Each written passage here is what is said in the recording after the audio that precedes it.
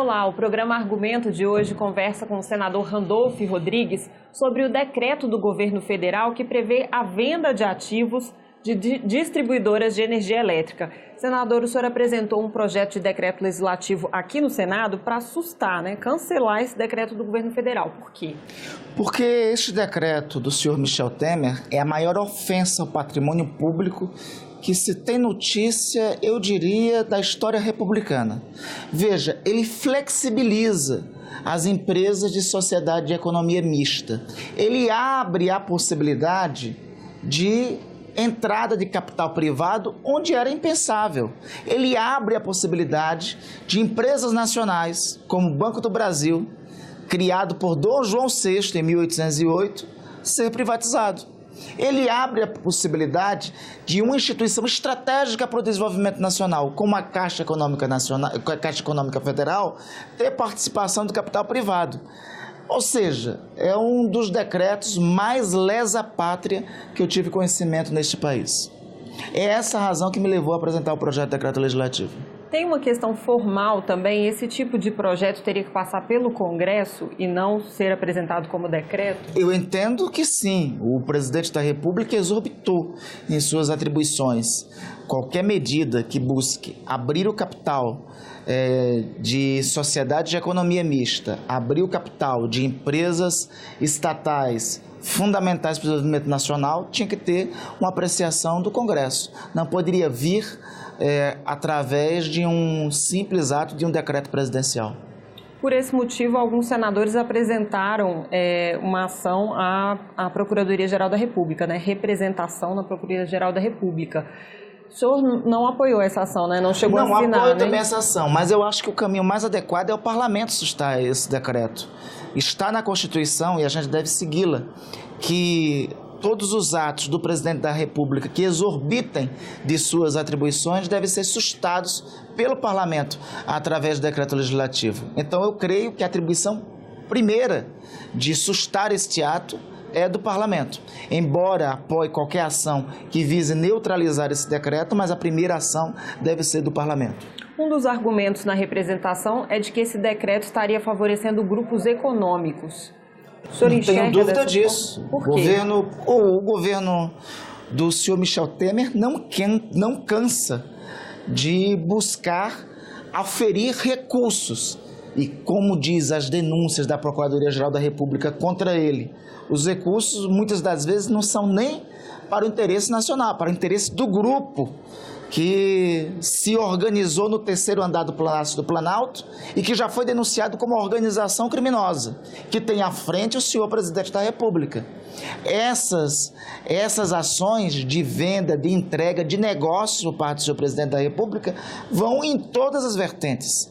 Passam, por exemplo, pelo decreto que queria flexibilizar a reserva, que queria extinguir a Reserva Nacional do Cobre no meu estado do Amapá, com o interesse claro e escuso de vender para grandes mineradoras internacionais. Tanto a maior prova disso é que 3 meses antes foi apresentado a revogação desse decreto, antes de ter sido revogado o decreto, para interesses internacionais. Passa pela intenção de privatizar a Eletrobras, uma empresa estratégica para o desenvolvimento nacional, e não se trata aqui de ser estatista ou de ser privatista.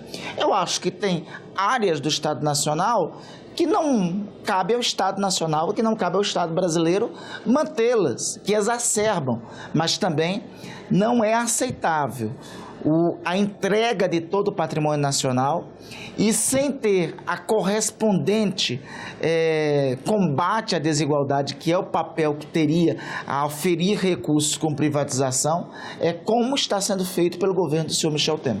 Energia seria uma dessas áreas estratégicas? Não? Eu entendo que sim. A energia é um setor estratégico em qualquer canto do mundo. Não se pergunte em outros locais do mundo se eles venderam suas concessionárias de energia elétrica.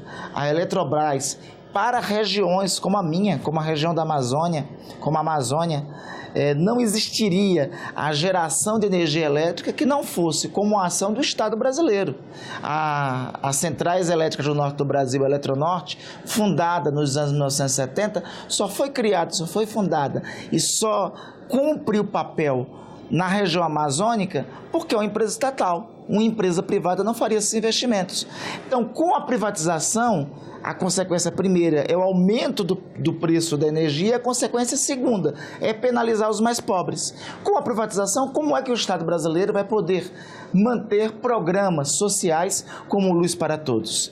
Não existe possibilidade disso se concretizar e disso acontecer. Então, principalmente para as regiões mais pobres do país, a privatização do sistema Eletrobras é um crime contra os interesses dos mais pobres e em relação àquelas regiões onde de forma alguma vai ser possível uma empresa privada estender a atividade de energia elétrica. Nem se a Agência Nacional de Energia Elétrica colocasse determinadas condições para as empresas de energia? O papel das agências reguladoras, que deveriam cumprir o papel de limitar os excessos do mercado, tem se demonstrado um total fracasso. Vamos ao exemplo da Anatel. A Anatel várias vezes autuou as operadoras de telefonia para cumprir com cláusulas contratuais. Uma dessas empresas, recentemente, teve uma medida provisória editada concedendo um perdão de dívidas com a Anatel, de multas com a Anatel, de quase 40 bilhões de reais. É o caso da Oi. Né? Então, veja, o papel das agências reguladoras tem se demonstrado incapaz, pelo menos em nosso país, de limitar os excessos praticados pelo mercado. Então, para regiões como a Amazônia, a privatização da Eletrobras terá gravíssimas e dramáticas consequências para os mais pobres e para universalizar algo que deveria ser elementar no século XXI, que é o acesso à energia elétrica. Agora, tem um lado fiscal também, né? O governo tem um déficit aí de 159 bilhões de reais por ano e não está conseguindo cobrir esse déficit. E a privatização seria uma forma de tentar buscar recursos para cobrir o déficit. O governo poderia buscar outras alternativas de reduzir o déficit fiscal. O primeiro é diminuir o tamanho de favores e de privilégios que tem na esplanada dos ministérios aqui em Brasília. São 29, quase 30 ministérios e assim uma pleiade de privilégios que atendem desde aqueles que estão na esplanada dos ministérios, passando também pelo próprio Congresso Nacional. Não se fala em nenhum momento em diminuir os privilégios dos mais ricos, diminuir os privilégios da elite do funcionalismo público, de ministros, de procuradores, de ministros do TST, do STJ, de senadores, de deputados, dos ministérios aqui. Só se fala em reduzir o Estado penalizando os mais pobres. Nunca se fala em reduzir o Estado para combater o déficit fiscal nos privilégios que têm os mais ricos. Toda a conta do déficit fiscal que o governo Temer aplica é em cima dos mais pobres, nunca em cima daqueles que mais têm. O senhor adiantou aí durante a conversa sobre a privatização da Eletrobras, né, que ainda vai vir para o Congresso por meio de medida provisória. Nesse caso, estaria seguindo um caminho correto de vir para o Legislativo? Eu acho que tinha que ser projeto de lei. É inadequado privatizar uma empresa estratégica do desenvolvimento nacional, uma empresa surgida em 1963, que passou por diferentes governos, inclusive governos com lógica privatista, e não ousaram abrir leilão para a privatização da Eletrobras, encaminhar isso por medida provisória. Isso deveria ser debatido por projeto de lei aqui no Congresso Nacional. Não considero que esse é o melhor instrumento legislativo. E o preço, senador? O governo anunciou 20 bilhões de reais. A empresa teve 4 anos seguidos de prejuízo e no ano passado registrou um lucro de 3,4 bilhões. O senhor acha que o preço está adequado? Eu acho que não tem preço para a Eletrobras. 20 bi seria entregar no leilão das almas, né? Na bacia das almas, perdão.